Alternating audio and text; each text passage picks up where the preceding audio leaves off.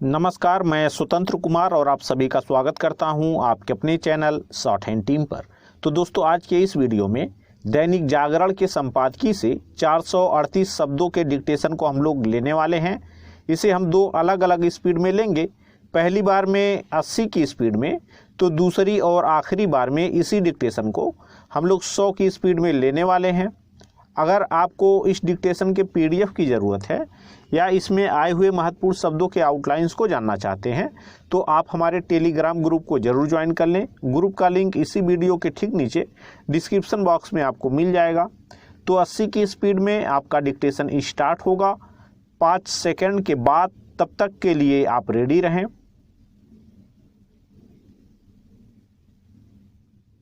Start.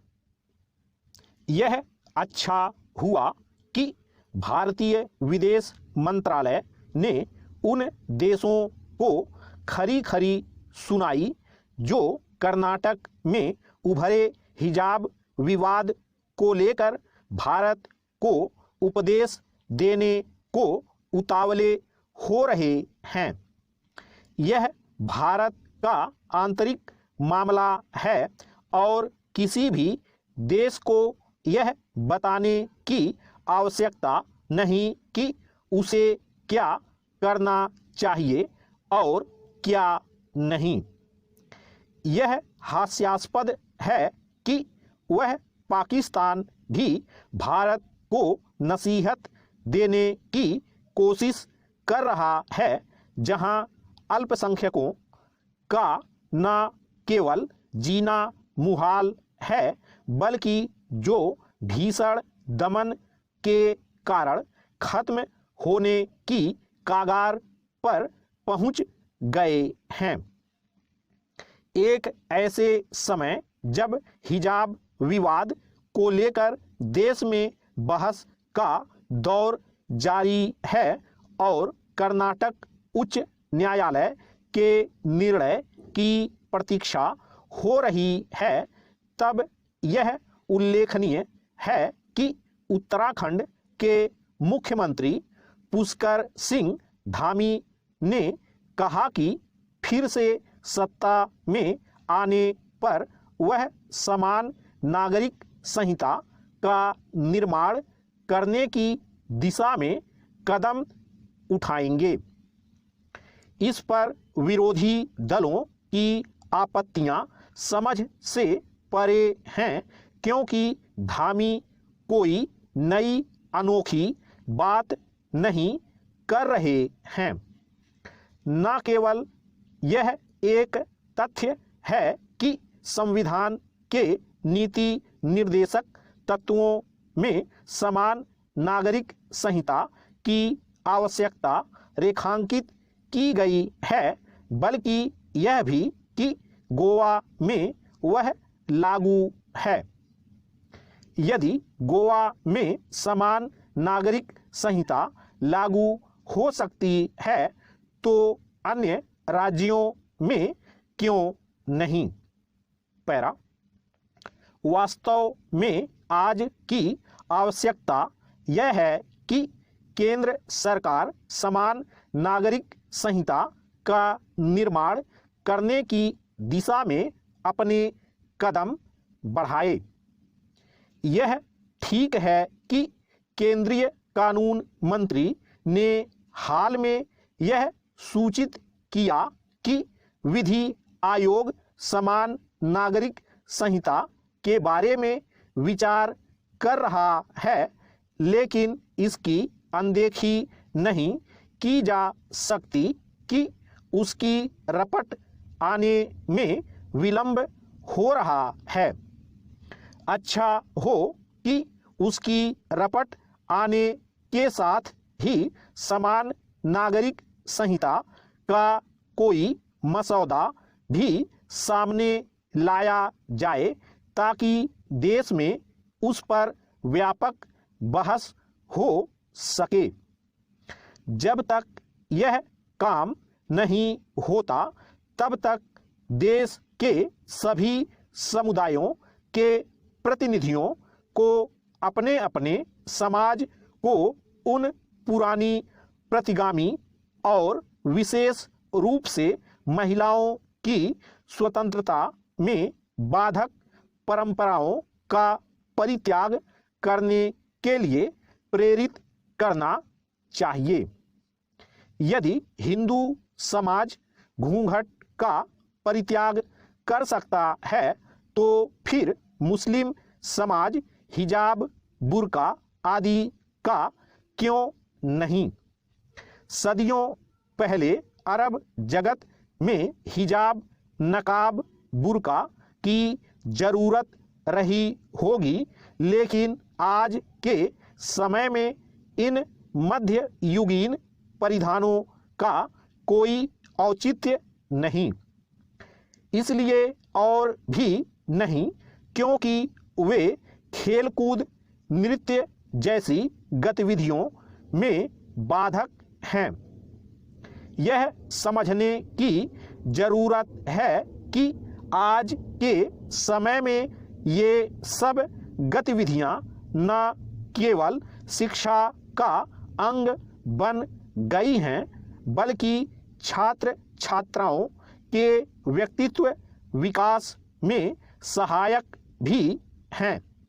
Stop. दोस्तों, इसी dictation को दूसरी बार में हम लोग 100 की स्पीड में लेंगे और आपका समय स्टार्ट होगा 5 सेकंड के बाद। तब तक के लिए आप रेडी रहें। स्टार्ट। यह अच्छा हुआ कि भारतीय विदेश मंत्रालय ने उन देशों को खरी खरी सुनाई जो कर्नाटक में उभरे हिजाब विवाद को लेकर भारत को उपदेश देने को उतावले हो रहे हैं। यह भारत का आंतरिक मामला है और किसी भी देश को यह बताने की आवश्यकता नहीं कि उसे क्या करना चाहिए और क्या नहीं। यह हास्यास्पद है कि वह पाकिस्तान भी भारत को नसीहत देने की कोशिश कर रहा है, जहां अल्पसंख्यकों का न केवल जीना मुहाल है, बल्कि जो भीषण दमन के कारण खत्म होने की कागार पर पहुंच गए हैं। एक ऐसे समय जब हिजाब विवाद को लेकर देश में बहस का दौर जारी है और कर्नाटक उच्च न्यायालय के निर्णय की प्रतीक्षा हो रही है, तब यह उल्लेखनीय है कि उत्तराखंड के मुख्यमंत्री पुष्कर सिंह धामी ने कहा कि फिर से सत्ता में आने पर वह समान नागरिक संहिता का निर्माण करने की दिशा में कदम उठाएंगे। इस पर विरोधी दलों की आपत्तियां समझ से परे हैं, क्योंकि धामी कोई नई अनोखी बात नहीं कर रहे हैं।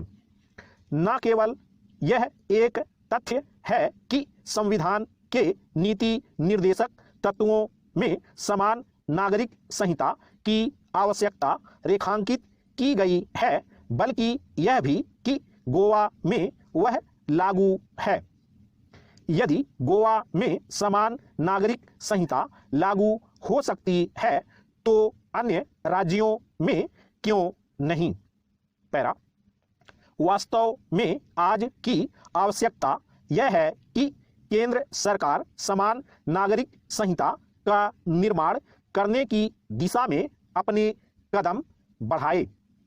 यह ठीक है कि केंद्रीय कानून मंत्री ने हाल में यह सूचित किया कि विधि आयोग समान नागरिक संहिता के बारे में विचार कर रहा है, लेकिन इसकी अनदेखी नहीं की जा सकती कि उसकी रपट आने में विलंब हो रहा है। अच्छा हो कि उसकी रपट आने के साथ ही समान नागरिक संहिता का कोई मसौदा भी सामने लाया जाए, ताकि देश में उस पर व्यापक बहस हो सके। जब तक यह काम नहीं होता, तब तक देश के सभी समुदायों के प्रतिनिधियों को अपने अपने समाज को उन पुरानी प्रतिगामी और विशेष रूप से महिलाओं की स्वतंत्रता में बाधक परंपराओं का परित्याग करने के लिए प्रेरित करना चाहिए। यदि हिंदू समाज घूंघट का परित्याग कर सकता है तो फिर मुस्लिम समाज हिजाब, बुर्का आदि का क्यों नहीं? सदियों पहले अरब जगत में हिजाब, नकाब, बुर्का की जरूरत रही होगी, लेकिन आज के समय में इन मध्ययुगीन परिधानों का कोई औचित्य नहीं। इसलिए और भी नहीं क्योंकि वे खेलकूद, नृत्य जैसी गतिविधियों में बाधक हैं। यह समझने की जरूरत है कि आज के समय में ये सब गतिविधियां न केवल शिक्षा का अंग बन गई हैं, बल्कि छात्र छात्राओं के व्यक्तित्व विकास में सहायक भी हैं। स्टॉप।